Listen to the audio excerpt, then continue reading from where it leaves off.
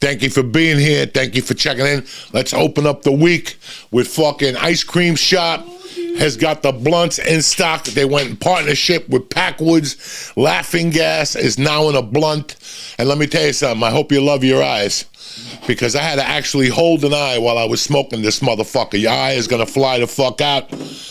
I want to thank fucking Pipe Freeze for sending us a bong. FreezePipe.com for sending us a new pipe and a little fucking smoker from my man Mike Klein there.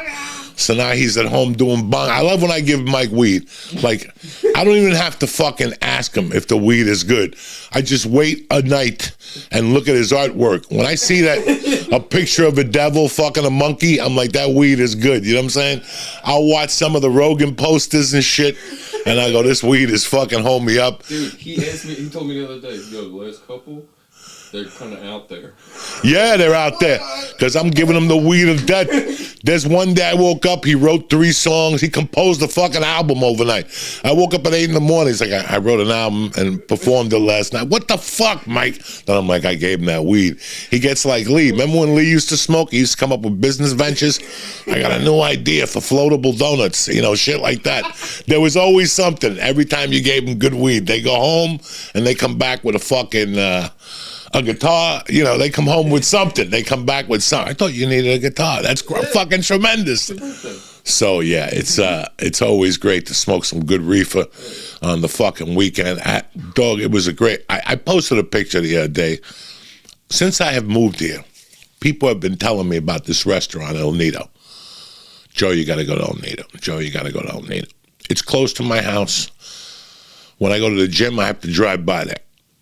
And I see they have like little booths outside that you could sit with your girlfriend, just alone a booth if you want. They close the curtains for you. I love that shit. When I first got into comedy, I used to do comedy at a place called The Broker. Great fucking restaurant. I loved it. Till this day, I'm very loyal to them. They won't let me back in the place to do comedy, but you know, some people have short memories. You know what I'm saying? No, everybody says they're a Christian, but they don't practice what they preach. You know what I'm saying? So they had 4 restaurants. They had like The Broker in Boulder. They had The Broker in like Aurora. Every one of them had a different name, but they had The Broker in Denver, and it was called the Woman's Bank. And you're like, the Woman's Bank? Until you went down there. For starters, The Broker, when you sit down, they'd open up with a fucking, not a cup, not a thing, not like a soup bowl. I wish I was exaggerating to you. They'd open up with a manhole cover filled with shrimp, Katrina shrimp. You know the ones I'm talking about, the ones you dip in soy sauce, not soy sauce, cocktail sauce. Yeah. If you eat 20 of those, you're going to shit blood because they don't clean them. They're just the little geeky ones. But you know what? When you're 31 and broke, you will eat those motherfuckers like they're filet mignon. You know what I'm saying? You throw them up in the air, like fucking just lick them out of the air. I would go to The Broker just for the fucking shrimp.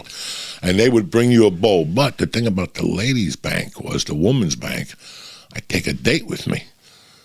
Come on, dog. When you're young and you're doing a couple fucking bumperoos, you close the curtains, you eat a monkey, and then breakfast is served. You know what I'm saying? Boom, the waiter comes, may I enter, may I come in? Absolutely. You pull up a little pantyhose, and you sit there and you eat your fucking shrimp. You eat 20 shrimp, you got a heart on, and you close the curtain again and give another stab in doggy style. Nobody knows nothing. Who gives about the flower in her shirt? It's a little fucked up. You swooshed it. You know what I'm saying? You smooshed it. Fuck it. But I like that shit when you could close the curtain and stuff. Not that I would do anything perverted down there, but I'm saying that. So it seemed interesting to me, you know. I'm like, they have curtains. Then I joined the pool, and at the pool, there were these little fucking old dudes that were retired. But there was this one dude, a Jewish dude, sweetheart, Phil. He would always talk to me about restaurants. This guy would spit out restaurants from Boston, Iowa, because he traveled for a living. So that was his thing, was hunting down restaurants.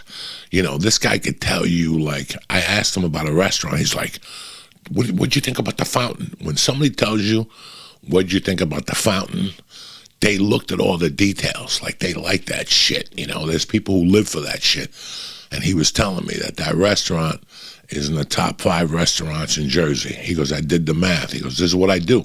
This guy's retired. He goes out to dinner 5 nights a fucking week all over the place. Plus, my man Dave Batone, DB Orthopedics, I'm going to give him a shout out. He helped me with my knee. He's trying to help me with my right and left knee now to get the arthritis out of there. DB Orthopedics, that motherfucker knows every slice of pizza, every meatball from here to fucking Delaware. It's unbelievable.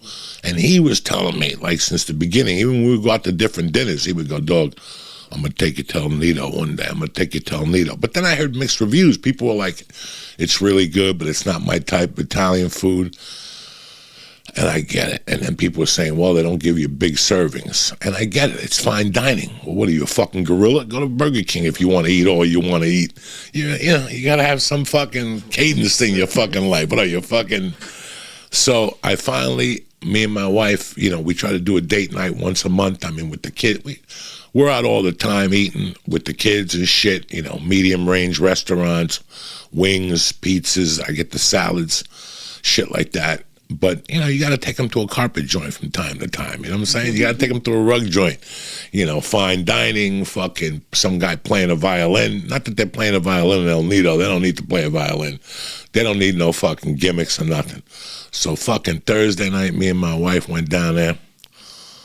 Holy shit. That's all I could say. Holy shit. First off, it's all organic. The owner, his name is Joe. He's a 78-year-old Joe Rogan.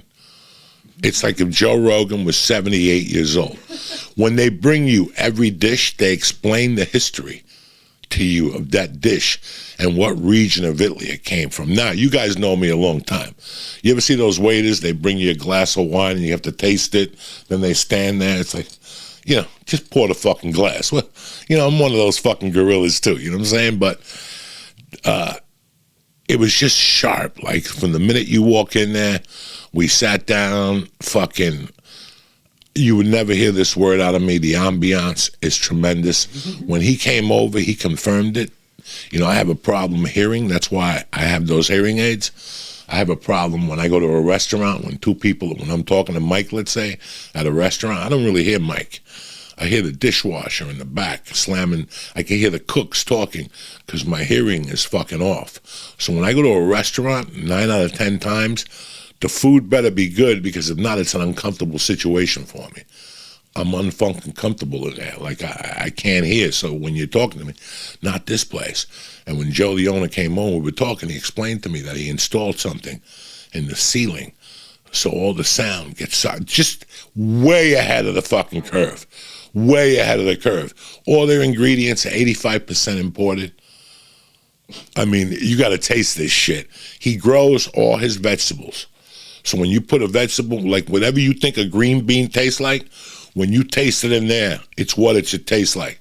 The fucking chicken in there, it just breaks off. It's those chickens that have not been kicked.